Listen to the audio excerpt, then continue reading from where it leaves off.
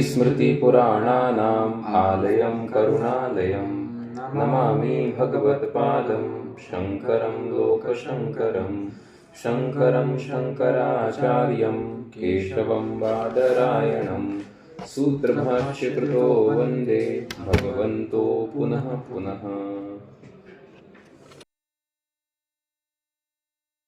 अनन्तरं षड्विंशं सूत्रमस्ति। तेन सूत्रेण भाष्यकारेण सूत्रकारेण च इदं साध्यते यत् गायत्री वा इदं सर्वं भूतम् इत्यत्र इत्युक्ते ज्योतिर्वाक्यं यदस्ति ततः पूर्वस्मिन् वाक्येऽपि ब्रह्मेव प्रकृतमस्ति न तु गायत्री छन्दः इति तदत्र साध्यते। इतश्च एवम् अभ्युपगन्तव्यमस्ति एवम् अस्माभिः स्वीकर्तव्यं न किं तदुच्यते पूर्वस्मिन् वाक्ये प्रकृतं ब्रह्म इति पूर्वस्मिन् वाक्येऽपि गायत्री वा इदं सर्वम् इति वाक्ये कथं तदुच्यते यतो भूतादीन् पादान् व्यपदिशति। इयं या श्रुतिः वर्तते गायत्री वा इदं सर्वम् इति या गायत्री श्रुतिः वर्तते सा श्रुतिः किं व्यपदिशति किं कथयति भूतादीन् पादान् व्यपदिशति। नाम इयं या गायत्री वर्तते तस्याः पादाः सन्ति न सैषा चतुष्पदा षड्विधा गायत्री एतद् पूर्वमुक्तं। तर्हि एतस्याः गायत्र्याः पादान् व्यपदिशति इयं श्रुतिः। के ते पादाः भूतादिपादाः सन्ति ते। एतेन किम् आगतं तदत्र उच्यते भूत पृथ्वी शरीर हृदयानि हि निर्दिश्य इत्युक्ते एतस्याः गायत्र्याः चत्वारः पादाः के वर्तन्ते। तर्हि भूतं पृथ्वी शरीरं हृदयं च भूत पृथ्वी शरीर हृदयानि इति हि निर्दिश्य आह श्रुतिः वदति सैषा चतुष्पदा सा एषा गायत्री चतुष्पदा वर्तते। अनन्तरं चतुष्पदा षड्विधा अनन्तरं एषा गायत्री षड्विधा वर्तते न श्री चतुष्पादत्वम् अनन्तरं षड्विधत्वम् अतत्र एतदत्र उच्यते। इदानीं पश्यतु अत्र यदि केवलं गायत्री छन्दः एव स्वीक्रियते तदानीं भाष्यकारः वदन्ति न हि ब्रह्म अनाश्रयणे अत्र गायत्री इति पदेन ब्रह्म न स्वीक्रियते ब्रह्म अनाश्रयणे केवलस्य छन्दसः केवलस्य गायत्री छन्दसः भूतादयः पादाः उपपद्यन्ते न पूर्वमुक्तं न उपपद्यन्ते। गायत्री छन्दसः अन्ये पादाः भवितुमर्हन्ति वर्णात्मकाः पादाः भवितुमर्हन्ति किन्तु अत्र तु एतस्याः गायत्र्याः पादाः के वर्तन्ते भूतं यत्किमपि इदं भूतं वर्तते तत्सर्वं भूतम् इयं पृथिवी शरीरं हृदयम् एतत् सर्वं तस्याः पादाः वर्तन्ते। तर्हि केवलस्याः गायत्र्याः नाम छन्दाख्य गायत्र्याः भूतादयः पादाः नोपपद्यन्ते। अपि च यदि अत्र गायत्री वा इदं सर्वम् इत्यत्र केवलं गायत्री छन्दः एव अभिधीयते इति स्वीक्रियते तदानीमपि का हानिः भवति तदुच्यते अपि च ब्रह्म अनाश्रयणे नेयं ऋक् सम्बध्येत इयं या ऋक् वर्तते दावानस्य महिमा ततो ज्यायांश्च पुरुष। इदानीं पश्यतु इयं या ऋक् वर्तते सा तु गायत्री वा इदं सर्वं भूतम् इत्यस्मिन् प्रकरणे पठिता वर्तते। तर्हि एतस्याः ऋचः इदानीं गायत्री छन्दसा सह कथं सम्बन्धः योजयितुं न शक्यते। दावानस्य महिमा इत्युक्ते अस्य गायत्री छन्दसः तावानेव महिमा वर्तते ततो ज्यायान् पुरुषः गायत्री छन्दसः अपि कश्चित् पुरुषः ज्यायान् इत्युक्ते कश्चित् असम्बद्धः एव अर्थः अत्र आगच्छति। इयं ऋक् सम्यग् रूपेण यदि गायत्री पदेन गायत्री छन्दः एव गृह्यते गायत्री छन्दो मात्रं गृह्यते तदानीं न सम्बध्येत। कुतः भाष्यकारः वदन्ति अनया हि ऋचा इयं या ऋक् वर्तते तया ऋचा किमुच्यते अत्र अनया हि ऋचा स्वरसेन ब्रह्मेव अभिधीयते, साक्षात् ब्रह्मेव अत्र अभिधीयते किल न? पादोऽस्य यतोहि पादोऽस्य सर्वभूतानि त्रिपादस्यामृतं दिवि इत्यत्र सर्वात्मत्वोपपत्तेः सर्वात्मत्वम् उक्तम् अस्ति। केवलं न अक्षरसन्निवेशमात्रया मात्रायाः गायत्र्याः सर्वात्मकत्वं न भवति न। अतः अत्र वस्तुतः ब्रह्मेव व्यपदिश्यते।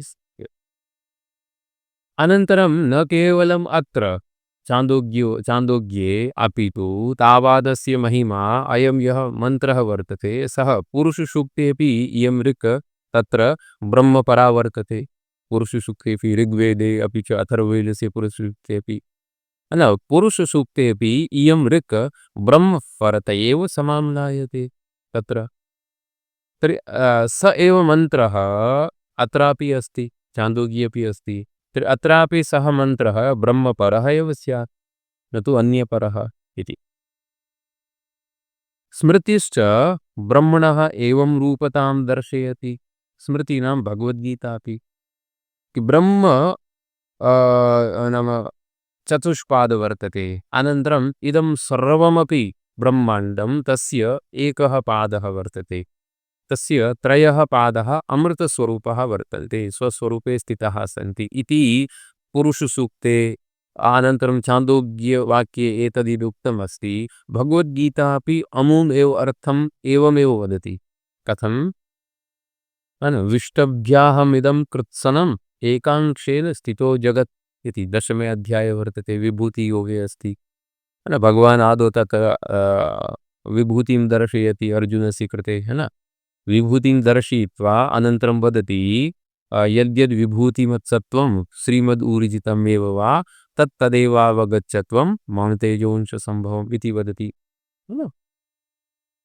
तर्हि तत्रापि विष्टभ्य अहम् इदं कृत्सनम्, अहम् इदं नाम इदं समग्रमपि जगत् कृत्सनं विष्टभ्य नाम तत्र अन्तः प्रविश्य है न, एकांशेन स्थितो जगत् है न। अहं यद् जगत् वर्तते तत्र अहम् एकांशेन स्थितः अस्मि। केवलम् इदं जगत् मम एकः अंशः वर्तते, अंशमात्रमस्ति इति। अनन्तरं तावादस्य महिमा इति यः मन्त्रः वर्तते सः षष्ठः मन्त्रः वर्तते चान्दोग्ये तत्र। अनन्तरम् अग्रे वर्तते यद्वै तद् ब्रह्म इति च निर्देशः एवं सति मुख्यार्थ उपपद्यते। यद्वै तद् ब्रह्म अयं यः निर्देशः वर्तते सः निर्देशः अपि यदा गायत्री पदेन ब्रह्मेव अभिधीयते, अपि च तावानस्य महिमा इयं या ऋक् वर्तते सा ब्रह्मपरा वर्तते इति यदा स्वीक्रियते तदानीमेव यद्वै तद्ब्रह्म अयं यः निर्देशः वर्तते सः तस्य मुख्यार्थः अत्र सम्भवति, अन्यथा एतस्य वाक्यस्य मुख्यार्थः न सम्भवति। अनन्तरं तृतीय अध्याये चान्दोग्यस्य तृतीय अध्याये नाम तत्रैव अग्रिमे प्रकरणे है न, अथ यदतः परो दिवो ज्योतिर्दीप्यते एतद् वाक्यमस्ति तस्य किञ्चित् अग्रे तत्र एवमस्ति पञ्च ब्रह्मपुरुषाः है न इति च हृदय शुषीषु, शुषि इत्युक्ते नाडी, हृदय शुषीषु ब्रह्मपुरुषश्रुतिः ब्रह्मसम्बन्धितायां विवक्षितायां सम्भवति है न। इदानीं पञ्च ब्रह्मपुरुषाः इति किम् अस्ति तद् भवन्तः एकवारं पश्यन्तु। तस्य हवा एतस्य हृदयस्य आरम्भे अस्ति किल त्रयोदशखण्डे है न। हृदयस्य पञ्च देवशुषयः स योऽस्य प्राङ्शुषिः सः प्राणः तच्चक्षुः स आदित्यः तदेतत्तेजः तदेतत्तेजः अन्नाद्यमित्युपासीत तेजस्वी अन्नादो भवति एवं वेद एवमेव योऽस्य दक्षिणः शुषि एवं रूपेण पञ्च शुषयः तत्र प्रोक्ताः सन्ति। तर्हि इत्युक्ते इदं यद् ब्रह्म वर्तते तद् ब्रह्म हृदयगुहायां प्राप्यते। अत एव कठोपनिषदि अपि अस्ति किल अंगुष्ठमात्रः पुरुषो मध्य आत्मनि तिष्ठति, अंगुष्ठमात्रः पुरुषो मध्य आत्मनि तिष्ठति इति। अनन्तरं गुहाहितं गह्वरेष्ठं पुराणम् इत्यादीनि यानि सुक्तिवाक्यानि सन्ति तान्यपि वाक्यानि ब्रह्मणः हृदयसम्बन्धं कथयन्ति। तदेव अत्र पञ्चब्रह्मपुरुषाः इति च हृदयशुषिषु ब्रह्मपुरुषश्रुतिः ब्रह्मसम्बन्धितायां विवक्षितायां सम्भवति तस्मादस्ति पूर्वस्मिन् वाक्ये ब्रह्म प्रकृतं। तर्हि इदं सूत्रं किं साधयति? प्रकारान्तरेण पूर्वस्मिन् वाक्ये ब्रह्मेव प्रकृतम् अस्ति, न तु गायत्री छन्दः। पञ्चब्रह्मार्थ पञ्च ब्रह्मपुरुषाः इत्युक्ते अस्माकं चक्षुः, अस्माकं मनः, अस्माकं श्रोत्रम् इत्युक्ते सामान्यरूपेण पञ्च ज्ञानेन्द्रियाणि यानि सन्ति तानि तत्र ब्रह्मपुरुषरूपेण तेषां कथनमस्ति। इत्युक्ते एभिरपि ब्रह्मप्राप्तिरूप यत् कर्म वर्तते तत्र एभिरपि साहाय्यं क्रियते। अतः एतेपि ब्रह्मपुरुषाः वर्तन्ते। ब्रह्मपुरुषाणां ब्रह्मसम्बन्धिपुरुषः, यथा राजपुरुषः इत्युक्ते राजसम्बन्धिपुरुषः, तद्वदेव ब्रह्मपुरुषाणां ब्रह्मसम्बन्धिपुरुषः, ब्रह्मसम्बन्धीनि इन्द्रियाणि इति। परन्तु एवं श्रूयते यत् किमस्ति तत् येन वाग् अभ्युद्यते तदेव ब्रह्मत्वं विद्धि। तदेव ब्रह्मत्वं विद्धि नेदं यदिदम् उपासते इति। केन तदस्ति, तत्तु एवमपि अस्ति। तैत्तिरीये अपि यतो वाचो निवर्तन्ते अप्राप्य मनसा सह, तथापि अस्ति। किन्तु श्रुत्यन्तरमपि अस्ति, मनसेवानुद्रष्टव्यं, मनसा एव अनुद्रष्टव्यं, तद्ब्रह्म मनसा एव अनुद्रष्टव्यं। पश्चात् मनसा अपि न द्रष्टुं शक्यते। तत्तु अवाङ्मनस नाम यतो वाचो निवर्तन्ते तदस्ति किल, अवाङ्मनसगोचरम् इत्यादि एतत् सर्वम् उक्तमस्ति। एतस्य समाधानमपि अन्यग्रन्थेषु सम्यक् रूपेण कृतमस्ति। यथा तत्र भामतीकारादयः, भामती व्याख्या वर्तते, तैरपि तत्र समाधानम् इत्थम् उक्तं, या श्रुतिः एवं वदति यत् ब्रह्म मनसा प्राप्तुं न शक्यते, अनन्तरम् अपरा श्रुतिः वदति मनसेवानुद्रष्टव्यं, तर्हि इदानीं तु श्रुत्योः परस्परं विरोधः वर्तते, एकवाक्यता नास्ति। तर्हि तैः कथम् एकवाक्यता अत्र आनीता? तैः एवम् उक्तं, या श्रुतिः एवं वदति तद् ब्रह्म मनसा न प्राप्यते, तस्य तात्पर्यम् इत्थमस्ति यत् असंस्कृतं मनः वर्तते, तेन मनसा तद् ब्रह्म न चिन्तयितुं शक्यते, न प्राप्यते असंस्कृतेन मनसा। किन्तु यदा तु नित्यनैमित्तिकादिकर्मानुष्ठानेन अन्तःकरणम् अत्यन्तं पवित्रं भवति, मनः अत्यन्तं विशुद्धं भवति, तदानीं तस्मिन् विशुद्धे अन्तःकरणे ज्ञानस्य उत्पत्तिः भवति। तर्हि तादृशेन मनसा तु तद्ब्रह्म ज्ञातुं शक्यते, नाम मनः तत्र ब्रह्मप्राप्तेः कारणं भवति। एवं रूपेण समाधाने उक्तमस्ति।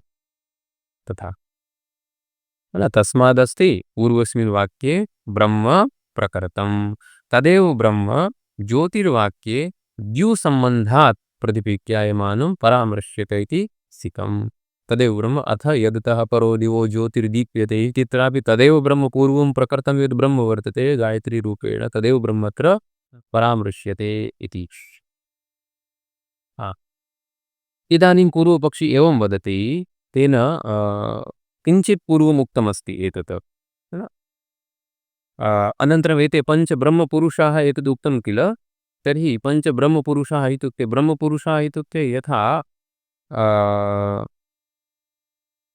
किमपि नगरं भवति, यथा राजपुरुषः भवति, राजपुरुषः किं करोति? राजा यत्र वसति द्वारे सः तत्र तिष्ठति राजपुरुषः, कोऽपि अन्तः राज्ञः सविधे गच्छति वा न गच्छति इत्युक्ते गन्तुं सः अर्हः अस्ति वा नास्ति, सः तस्य सर्वं परीक्षणं करोति, सः राजपुरुषः वर्तते। तद्वदेव इदं प्रकरणमस्ति, तद् उपासनायाः प्रकरणमस्ति। तर्हि एवमुच्यते कि अस्माकं यत् हृदयं वर्तते तस्मिन् हृदये तद्ब्रह्म गूढम् अस्ति, निहितमस्ति। अनन्तरं तस्य हृदयस्य प्राणादयः पञ्च पुरुषाः वर्तन्ते, ते पुरुषाः ब्रह्मपुरुषाः इति उच्यन्ते, यथा द्वारपालाः भवन्ति, पञ्च तत्र द्वारपालाः सन्ति। तर्हि तेषां ध्यानार्थम् अत्र एते श्रुत्या पञ्चद्वारपालाः इति कल्पिताः सन्ति प्राणव्यान उपापान समान उदानाख्याः एते पञ्च द्वारपालाः तत्र पञ्च ब्रह्मपुरुषाः इति तदत्र उक्ताः वर्तन्ते। इदानीम् एकः प्रश्नः इकोपि वर्तते पूर्वपक्षी एवं वदति कि अस्तु पूर्वम् इत्युक्ते गायत्री वा इदं सर्वं भूतम् इत्यत्र यद् ब्रह्म प्रकृतं वर्तते न अनन्तरं तस्यैव ब्रह्मणः अनुवृत्तिः अथ यदतः परो दिवो ज्योतिर्दीप्यते इत्यत्र अस्ति तर्हि अनुवृत्तिः कुत्र भवति यत्र समानं किमपि पदं भवति तत्र अनुवृत्तिः भवति यथा दाशरथी रामः अस्ति सः धनुर्धरः सः इति सर्वनाम्ना पूर्वस्य परामर्शः भवति तर्हि उभयत्र समानविभक्तिः वर्तते वचनमपि समानम् अस्ति अतः परामर्शः भवति अत्र तु किम् अस्ति त्रिपादस्यामृतं दिवि पूर्वस्मिन् प्रकरणे इदं ब्रह्म दिवि नाम द्युलोकस्य अधिकरणत्वेन अत्र स्मर्यते दिवि कथमस्ति तावानस्य महिमा तसो ज्यायांश पुरुषः पादोस्य सर्वभूतानि त्रिपादस्यामृतं दिवि तत्र सप्तमी अधिकरणत्वेन अत्र तद्ब्रह्म श्रूयते अनन्तरं तस्य ब्रह्मणः या अनुवृत्तिः अग्रिमे वाक्ये ज्योतिर्वाक्ये अस्ति इति भवन्तः सिद्धान्तिनः वदन्ति तत्र तु अथ यदतः परो दिवो ज्योतिः दिवः इति पञ्चमी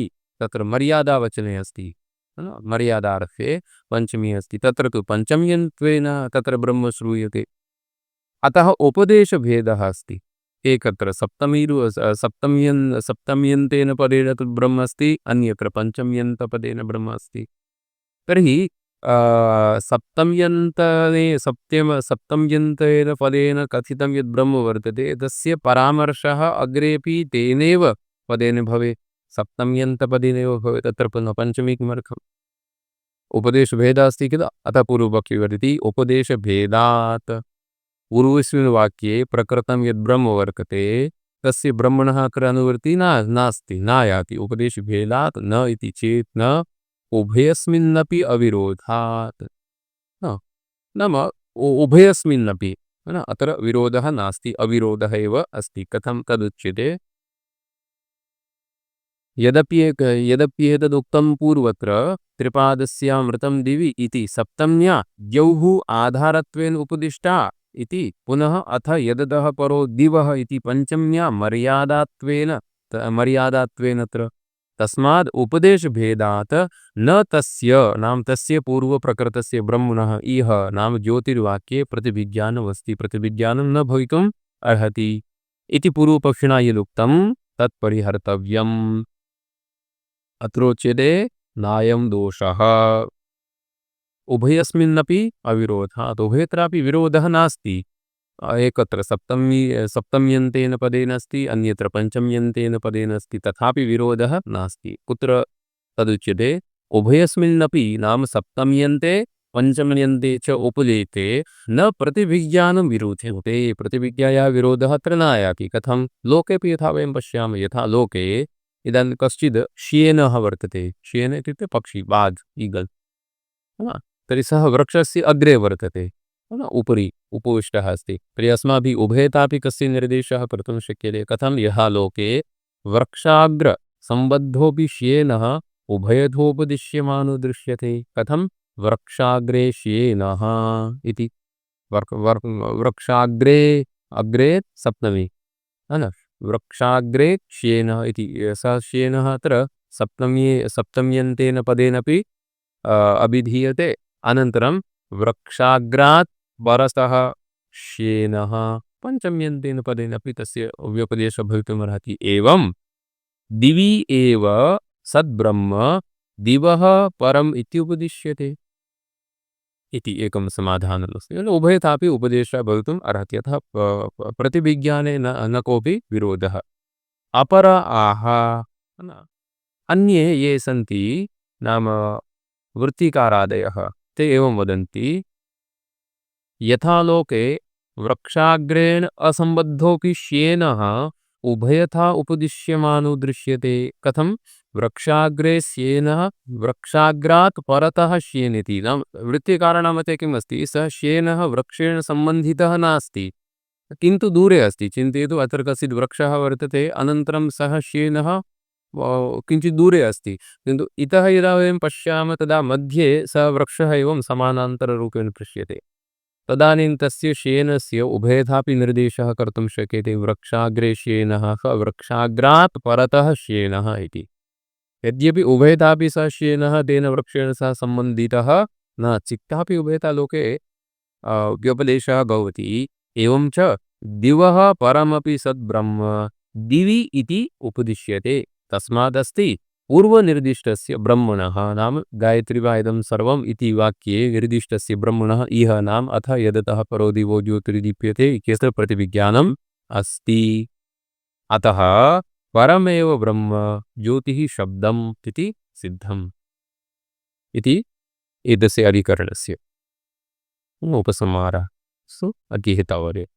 गुरुजी, दिवि इति शब्देन ब्रह्म कथं प्रकृतमस्ति? न, ब्रह्म प्रकृतं नास्ति। तद् यद् ब्रह्म वर्तते तद् दिवि। दिवि नाम यत् द्युलोकः। दिवि नाम द्युलोकः, है न? द्युलोकः वर्तते, तर्हि द्युलोकस्य तत्र आधारत्वेन तद् ब्रह्म श्रूयते। त्रिपादस्यामृतं दिवि, है न? इत्युक्ते अयं यः द्युलोकः वर्तते, सः द्युलोकः तस्य आधारत्वेन उच्यते। दिवि इति तस्य आधारत्वेन उच्यते। इत्युक्ते आधाराधे सम्बन्धः अत्र वक्तव्यः, आधारत्वेन अस्ति। अनन्तरम् अथ यदतः परो दिवो ज्योतिः इत्यत्र तदेव ब्रह्म द्युलोकस्य मर्यादात्वेन उच्यते। दिवः इति मर्यादावचने, पंचमी मर्यादावचने अस्ति। अतः इत्युक्ते तद् यद् ब्रह्म वर्तते, ज्योतिर्मयं यत् ब्रह्म वर्तते, तस्य ब्रह्मणः व्याप्तिः एतस्मिन् अथवा एतद् यद् अयं यः द्युलोकः वर्तते तावत्पर्यन्तम् एतस्य ब्रह्मणः इदं यद् ज्योतिः वर्तते तद् ज्योतिः गच्छति, एवं रूपेण अस्ति। अतः द्यु दिवि इति पदेन ब्रह्म साक्षात् ब्रह्म न उच्यते, अपितु दिवि इति यत् पदम् अस्ति तत् पदं ब्रह्मसम्बन्धी वर्तते। अनन्तरं तत्र दिवः इति यत् पदम् अस्ति तदपि ब्रह्मसम्बन्धी वर्तते। तदा पूर्वपक्षिणा उक्तं यदि ब्रह्मसम्बन्धी वर्तते तर्हि उभयत्रापि भेदः न स्यात्, उपदेशभेदः न स्यात्। एकत्र आधारत्वेन अस्ति, अन्यत्र मर्यादात्वेन वर्तते, तदा उच्यते उभयतापि उपदेशः भवितुम् अर्हति इति। श्रुतिस्मृतिपुराणानाम् आलयं करुणालयं नमामि भगवत्पादं शङ्करं लोकशङ्करं। शङ्करं शङ्कराचार्यं केशवं बादरायणं सूत्रभाष्यर्थो वन्दे भगवन्तो पुनः पुनः।